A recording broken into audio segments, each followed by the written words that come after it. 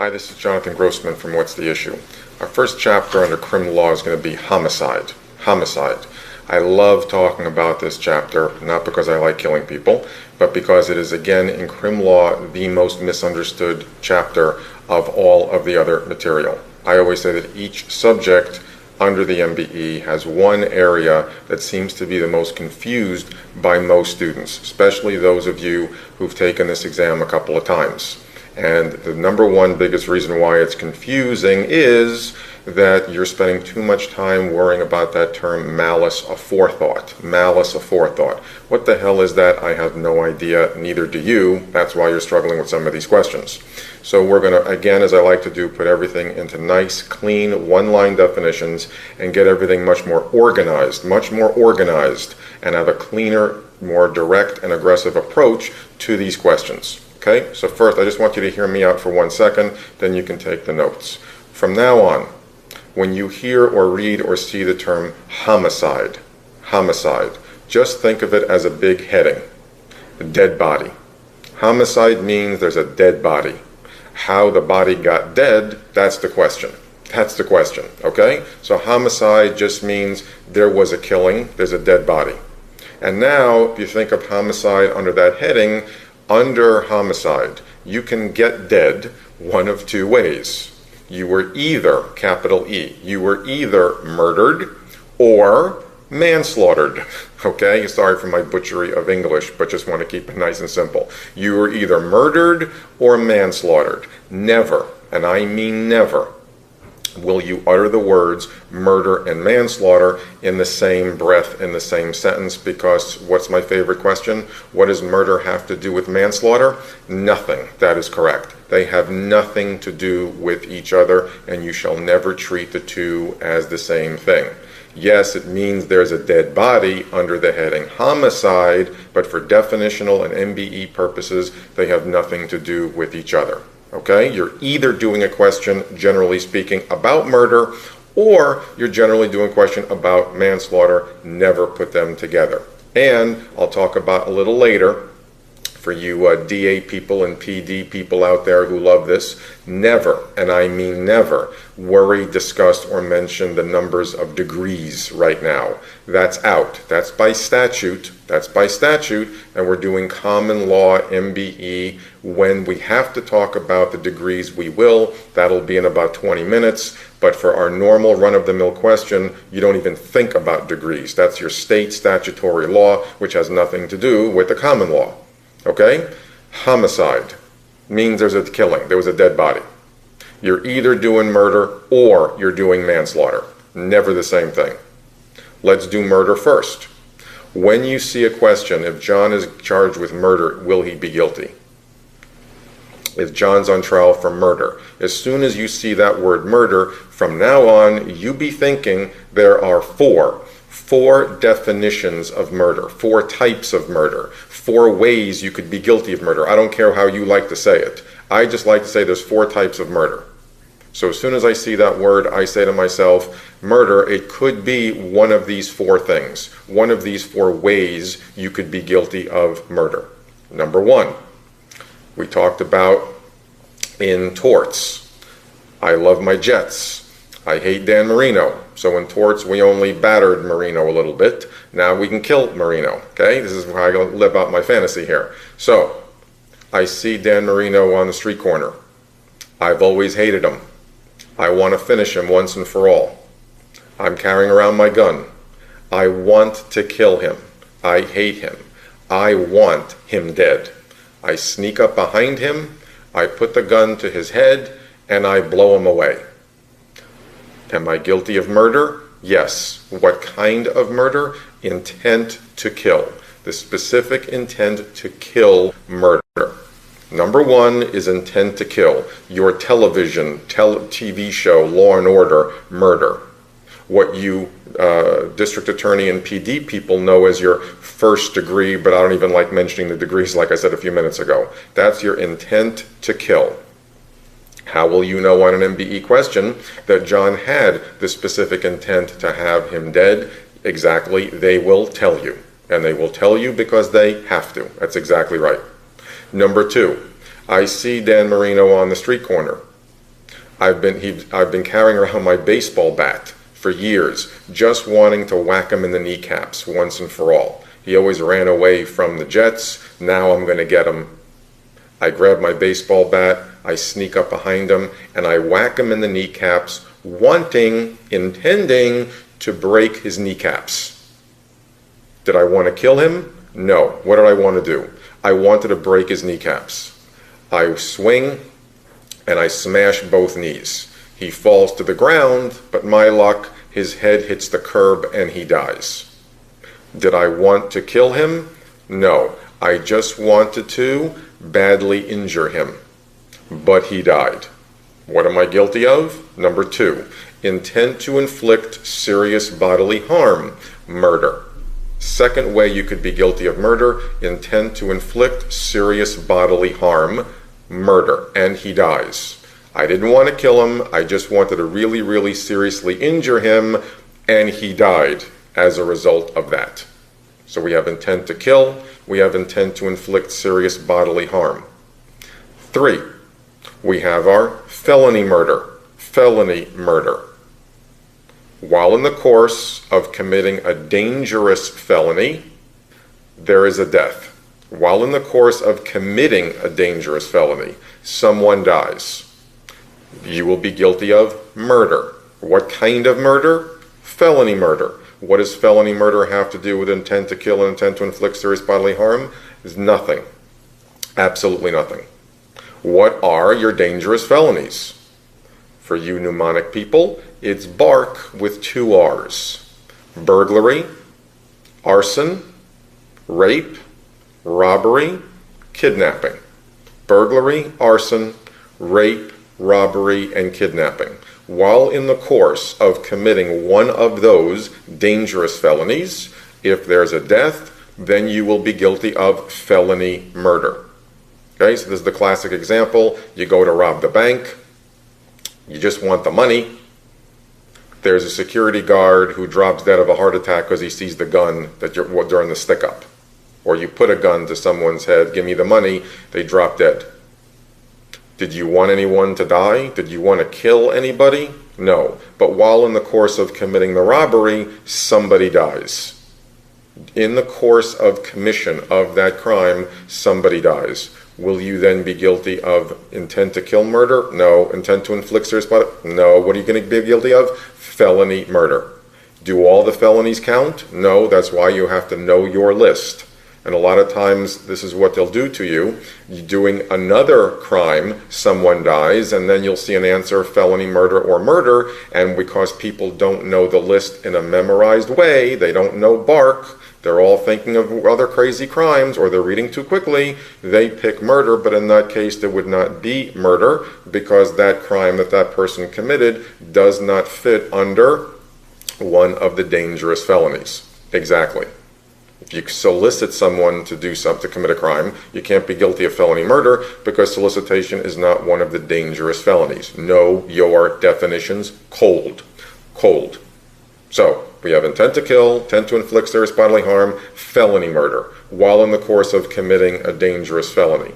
Now, there's also those crazy questions once in a while that I rob the bank, and I jump in the getaway car and then drive away, and a week later I'm committing another crime and blah blah, then am I guilty of felony murder because someone's going to be dead? How far removed must that action be so it's not, quote, in the course of committing a dangerous felony? This is again where it gets into that gray area. Would a week later be too much? I think so. Would 20 minutes after, as a result of bleeding or the result of the shock, someone has a heart attack? That's probably still okay. Everything else is a gray area. And remember, as I say all the time, when you see that it's right down the middle, it's not a guy dropping dead in the bank during the actual robbery. It's not 2 weeks later, which would be way too long. It's right there in the middle. You just say to yourself, they're testing me on the element of in the course of committing the felony. That's what they're testing me on. And you will pick the most specific answer to that element. Okay? To that element. And what's your job? Your job is not to litigate that. Your job is not to say, to me, I don't think, blah, blah, blah. Never say the words out loud or in your head, to me, because you're going to be wrong. Don't think. Apply the facts. connect the dots. If they seem to be testing you on the element of, was that really in the course of committing a felony, that's the answer that you pick, even if you disagree with the conclusion. On some of these questions in crim law and crim pro, you're going to disagree with some of the conclusions. You're thinking issue spotting. What are they testing me on in the facts? That's the specific answer I have to pick in the answer choice. Okay?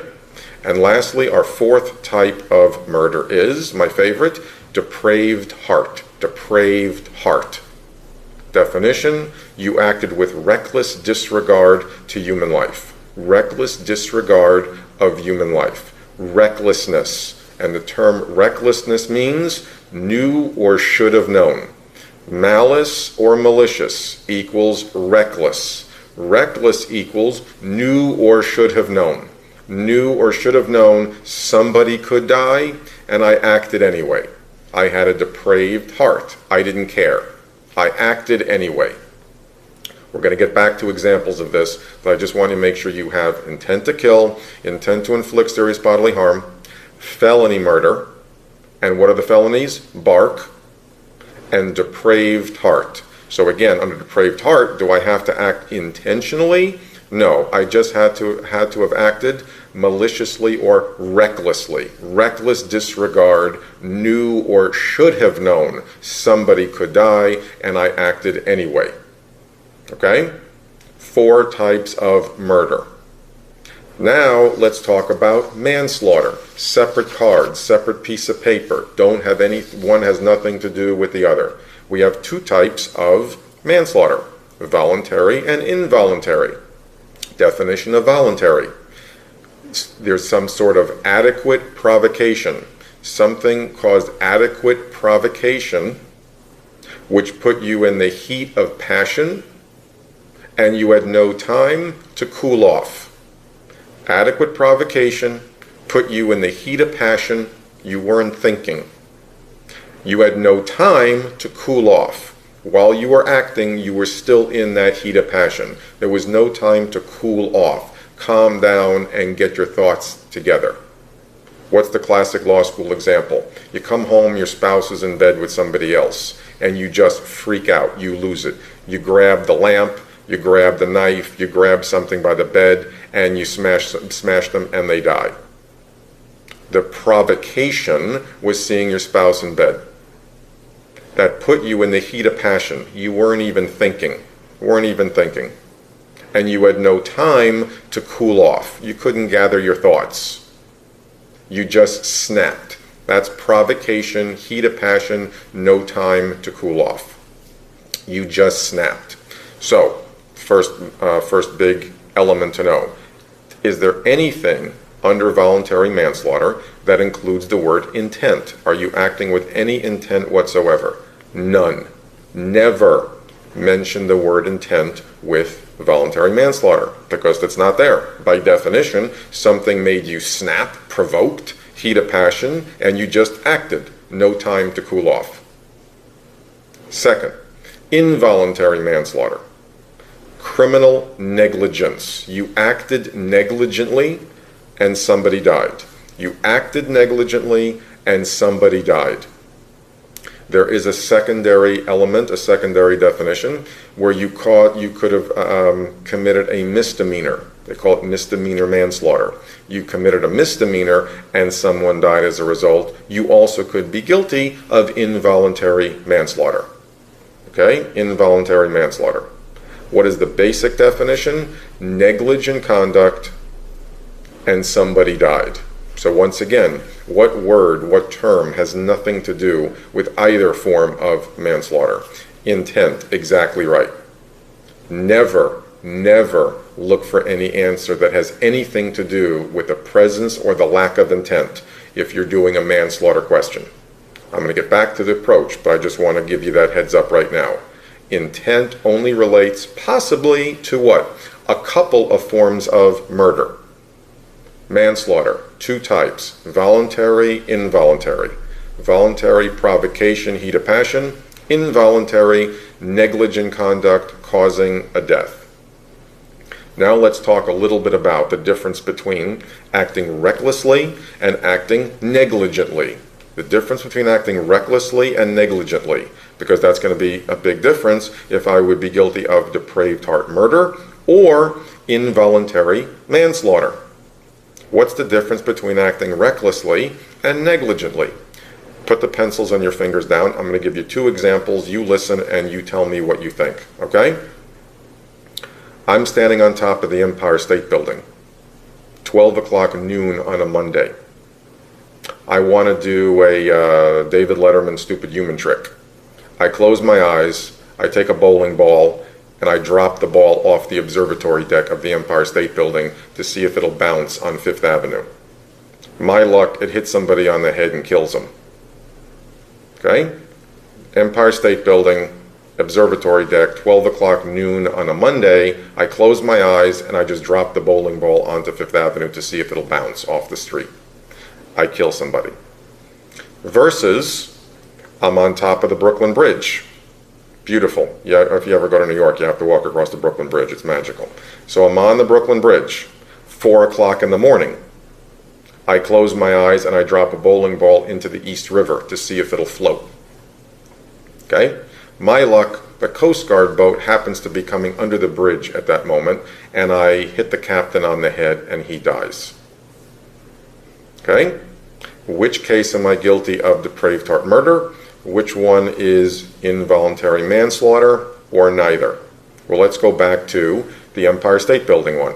If I drop that bowling ball off the roof, noon on a Monday afternoon, I close my eyes just to drop it and see if it'll hit the ground and what's going to happen. But it killed somebody. What am I guilty of? Excellent.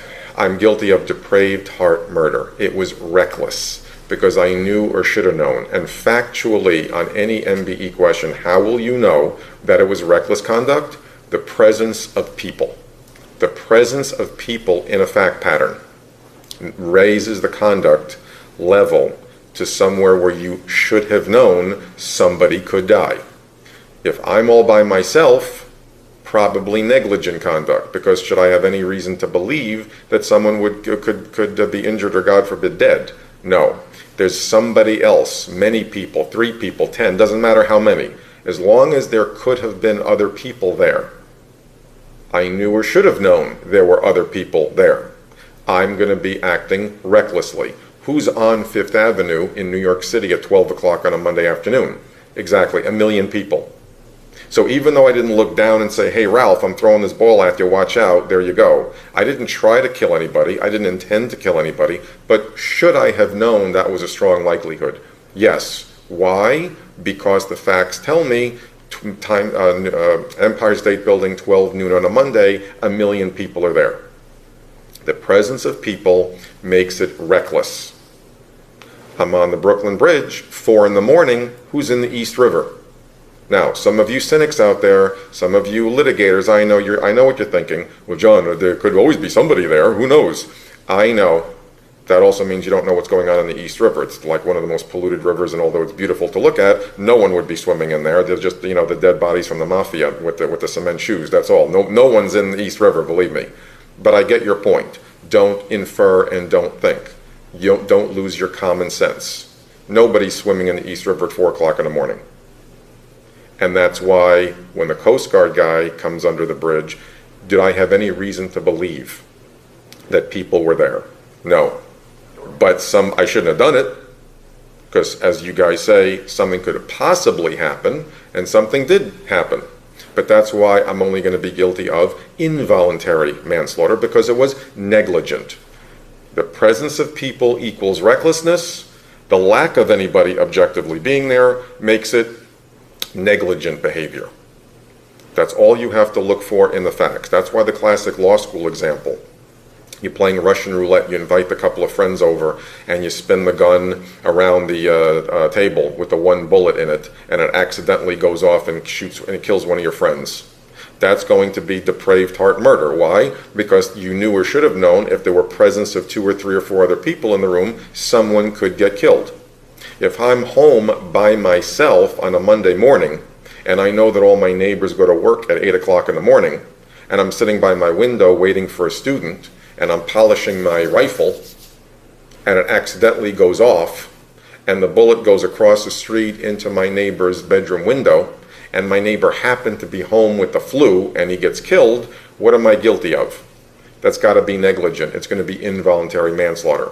Because I knew that all my neighbors are at work. It's a Monday morning. I didn't see anyone. I believe no one is there. I still shouldn't have done it, but that's why I'll only be guilty of involuntary manslaughter. If I'm home on Christmas morning and I'm bored and I have nothing to do and I'm polishing my rifle by my window and the gun accidentally goes off and goes across the street into my neighbor's living room window, and he's opening up the choo-choo train set for his kid on Christmas morning and he dies, that's going to be reckless. Because who's home on Christmas morning? Everybody. And I knew or should have known that other people could be there. Okay? If I go to the stadium where the Super Bowl is on Saturday night, the Saturday night before the Super Bowl, I break into the stadium. I go up to the bleachers. I take my machine gun and I want to express my frustration that my Jets still haven't gotten to the Super Bowl.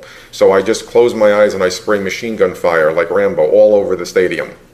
My luck, there was a security guard who happened to have fallen asleep in one of the seats and he gets killed.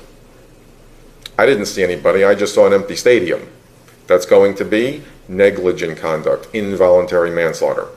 I break into the stadium at halftime of the Super Bowl and I run out to the 50-yard line and close my eyes and spray machine gun fire. You got it, there's a million people there, it's going to be reckless. The presence of people makes it reckless. And as my favorite question goes, how will you know if there are people? Exactly, they're going to tell you, for God's sakes. Don't infer and don't be a trial lawyer. Let the facts dictate to you. And this way, if the question says, what's the most serious form of homicide, or if John is charged with homicide, will he be guilty? If they use the word homicide, they haven't specified murder or manslaughter. Or what's the most serious crime John could be guilty of? They didn't specify murder or manslaughter, so it could be either. This is exactly where you need to know, did you act recklessly or negligently?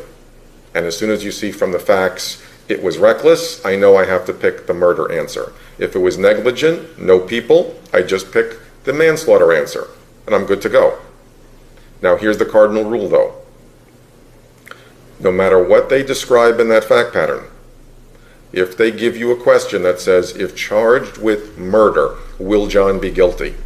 They say, if charged with murder, will John be guilty? Once they make it a murder question, they tell you he's charged with murder. Never, and I mean never, will you go pick an answer about manslaughter, because they just made it a murder question. And what do I always say? What's the issue? Once you know what the issue is, your answer must and shall be connected to that issue. If they give you a murder question, your answer has to be about one of the 4 kinds of murder. If they give you a manslaughter question, if charged with manslaughter, will John be guilty? You better pick an answer about one of the 2 types of manslaughter. And this is why I said earlier, you won't agree with every conclusion they come to, but you better shut up and pick it. So you're telling me, John, if they make it a murder question, that answer, that fact pattern had to have been discussing, mentioning, referring to one of those 4 kinds of murder. Yes, somehow, some way. You may not like the answer, you may not agree with it, but each answer will be giving you pieces or definitions of one of those 4 kinds of murder and the 2 types of manslaughter. They mush all the answer choices together. That's why I keep it telling you in every one of these chapters, don't look at the answers before you know what you're looking for. So I just read the facts. I decide for myself which one of these scenarios is the fact pattern mentioning, talking about, referring to. And that allows me to make a beeline for the correct answer. Once they make it a murder question, because they tell you John's charged with murder, I have to pick the answer that specifically refers to the form, the type of murder, one of those 4 that they're talking about in the facts. You will, if they say, is John guilty of murder, never pick an answer. No, but he could be guilty of voluntary manslaughter. Because you guys know about that mitigation thing in real life with the 1st degree, 2nd degree mitigates. Do not do that on an MBE question. Let's go back. You get a hypo. It's talking about me having 20 guys over my house to watch the ball game. I'm playing with the gun in front of everyone and accidentally goes off and someone's dead.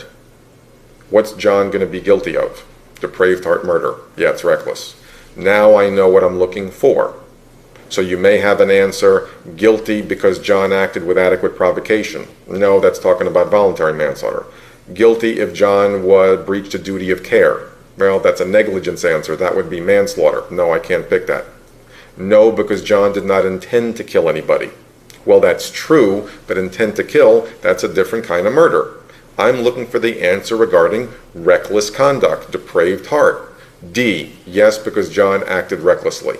Yes, because John knew or should have known someone could get killed. That's the answer. And as soon as you see that answer, what are you going to do? Shut up and pick it. All the other answers will just be talking about the other kinds of murder and the other kinds of manslaughter.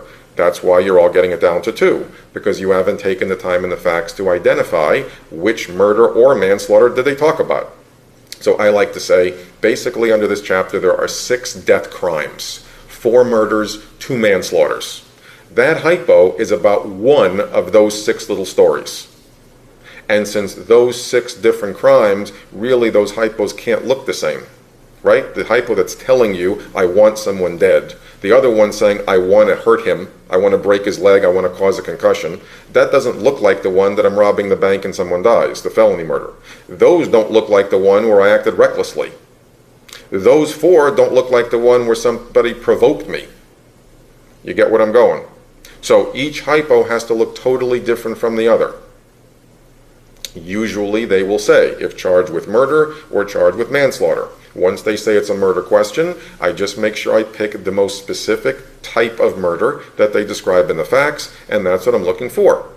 If they say if charged with manslaughter, I know that my answer choice must be about one of the 2 types of manslaughter.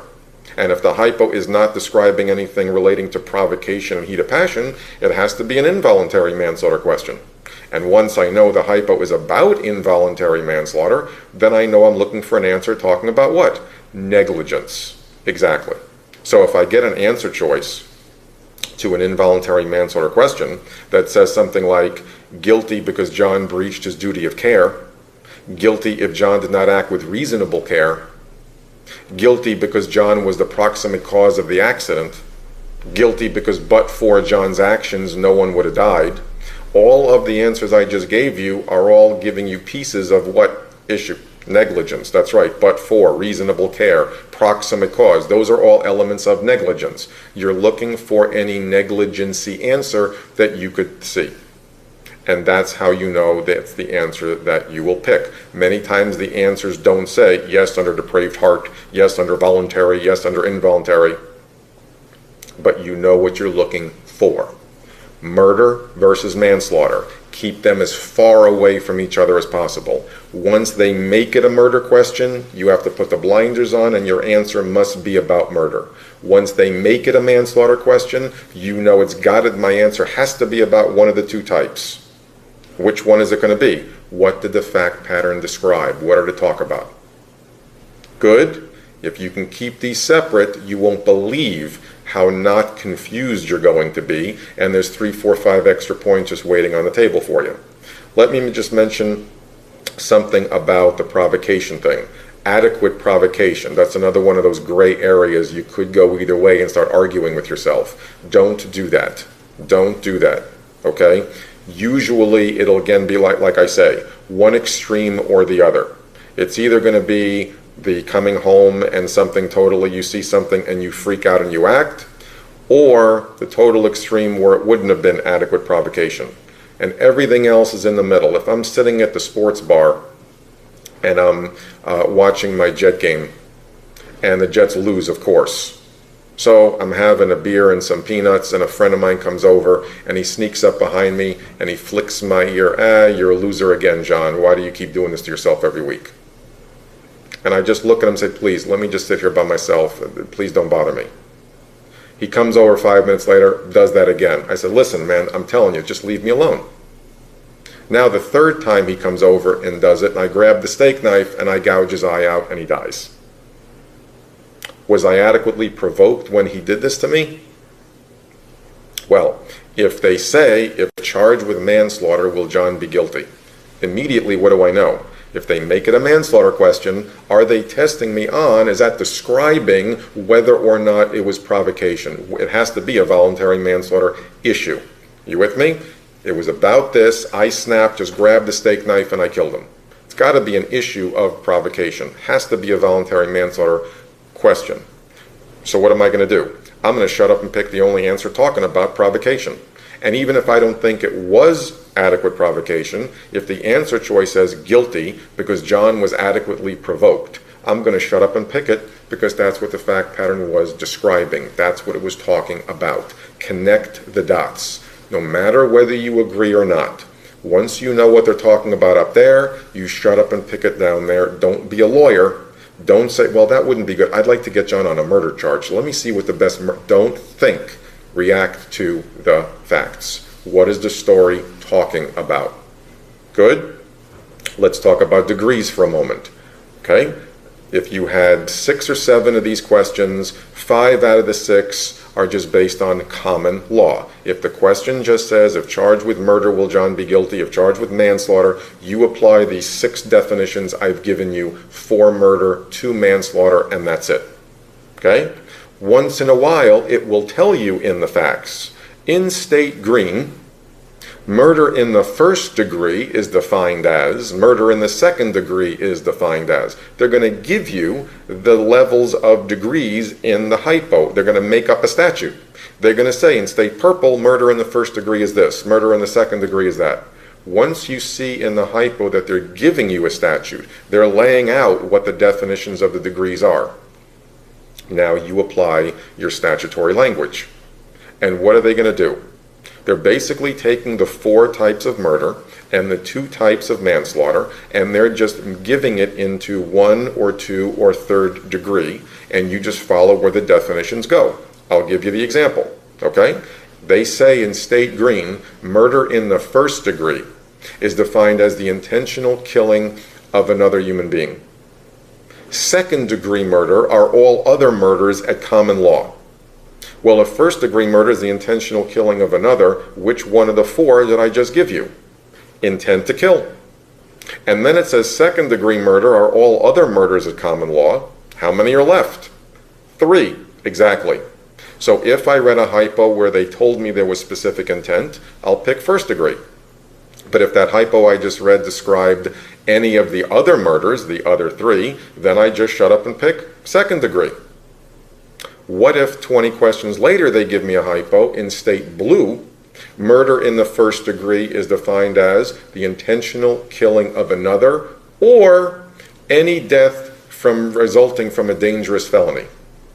Now what did they do? They just made first degree for that hypo into intent to kill and felony murder, exactly.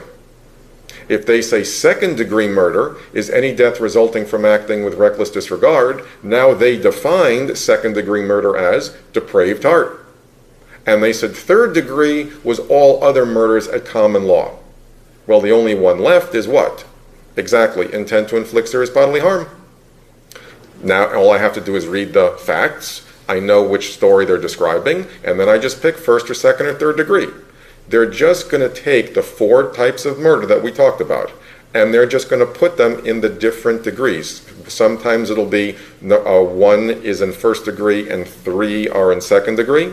Sometimes they do 1, 2, and 1, 3 and 1. Who knows? You just have the confidence to know that if I know these 4 and these 2, they'll tell me in the statute what first, second, and third degree means. All you have to do is understand that they will change them up a lot.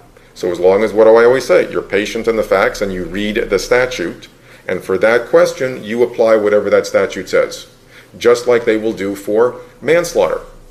They'll say in State Purple, manslaughter is defined as any death resulting from adequate provocation or negligent conduct. Well, for that question, both manslaughters are included in the statute. So whichever one happened in the facts, I know to pick manslaughter. But 20 questions later in State Yellow, it'll say manslaughter is defined as any death resulting from acting negligently. So for that question, is there really any voluntary manslaughter? No, it just talked about the negligent one. So I either pick that one or it wasn't manslaughter at all. Once again, 4, 2. Let the statute dictate to you how many of the 4 are in first, second, and third. How many of the manslaughters did they define? And then how do I know which one to pick? Whatever the fact pattern described, that's how I know whether it's murder, first degree, second degree, or third, or which manslaughter. If I don't see any statute, if there's no language in that hypo about first or second or third, you just go back to your common law definition. And when the question says, if charged with murder, will John be guilty? Before I look at the answer choices, I ask myself, which one of the 4 did that hypo describe? And that's what I'm going to shut up and pick. If I get a hypo that gives me a fact pattern and I get a question that says, if charged with manslaughter, will John be guilty? Which one of the 2 is that about? And if it wasn't voluntary, it has to be involuntary. And then any answer choice describing negligent conduct, any element of negligence, has to be the correct answer. Good so far? Not too bad, right? This is easy. Now let's just quickly talk about 2 little additional weird hypos. You may see one of these 2. And if you see 1 or 2 of them, they're just free questions. And again, these hypos have to stand out very, very bluntly to you if you're actually looking for them. So under voluntary manslaughter, there's a separate little hypo all by itself. It's called the imperfect self-defense. Imperfect self-defense. And the hypo basically goes as follows. If somebody is defending themselves, you have what looks like a self-defense hypo, but they're using excessive force. However, they honestly believe that they need to use excessive force. They honestly believe they have to use excessive force in defending themselves. And they kill somebody. They will be guilty of voluntary manslaughter, not murder. I get a hypo. I am defending myself with excessive force. But I honestly believe that I have to. The only way I can defend myself. And that guy dies. What am I going to be guilty of? Voluntary manslaughter. Why? I have no idea. Who the hell cares? So I see a hypo. John's trying to fend someone off. And even though someone was just pushing me, I think that they could kill me with their bare hands. And I take a knife and I stab him. Because I honestly believed that I had to. And how will you know that John honestly believed? They will tell you exactly right. If you see that hypo where they give you those elements, voluntary manslaughter is the answer you're looking for. It's called imperfect self-defense. Involuntary manslaughter. Separate hypo for that. Separate hypo. This is when you see a parent neglecting the care for their child because of medical attention due to religious reasons. The parent doesn't take the kid to the hospital. The parent refuses to take the kid for an operation. The kid has the fever. The parent says, we'll just pray. That's our religious belief. We don't believe in modern medicine. And the kid dies. When you see a parent neglecting their kid for medical attention due to religious reasons, you are going to pick involuntary manslaughter. Involuntary manslaughter. Why? Again, I don't know. It looks like a depraved heart murder situation. I agree with you. That's why we're going over this. That hypo, though, should stand out all by itself. So if I see the parent neglecting the kid for religious reasons and they die, I'm going to pick involuntary manslaughter every single time. If I see the imperfect self-defense hypo, I'm trying to defend myself with excessive force, but I honestly believe I need to, then that's how I know that I'm going to pick voluntary manslaughter. But for that, I'm going with my 4 definitions of murder, my 2 definitions of manslaughter. I keep those separate. And generally they will ask me if John is guilty of murder. Another question will say, John guilty of manslaughter. Keep those separate. If I happen to get a hypo and the question says, what's the most serious form of homicide John will be guilty of? Well, technically that could be murder or manslaughter. I just go back to the facts and I say to myself, which one of these 6 little definitions did that fact pattern describe? And when I see that answer, what do? I shut up and pick it. If you like this stuff because you're a public defender or district attorney person, don't overthink it, don't litigate it, and don't apply your own statutory knowledge. Go back to common law and keep this separate, and there's no mitigating and all that other nonsense. You're just taking the MBE. Cookie cutter, connect the dots. You don't like this at all, just put the one-line definitions in your head, keep everything separate as I beg you to do. Walk around the house today and say there's 4 kinds of murder, and they are. There's 2 kinds of manslaughter. And the difference between recklessness and negligence is presence of people. There were no people in the fact pattern. You'll miss a couple just to see the difference in how they're wording it. So what? Once you learn from those mistakes, you literally can get 70-80% of these questions right, as long as you make sure that you're picking the most specific answer to what the scenario that they're describing in the facts, and you stay away from being a litigator. Homicide, murder, or manslaughter. A key area in crim law that could change your whole number. I know you can do it. Read with confidence, keep everything organized, and go kill somebody with these homicide questions.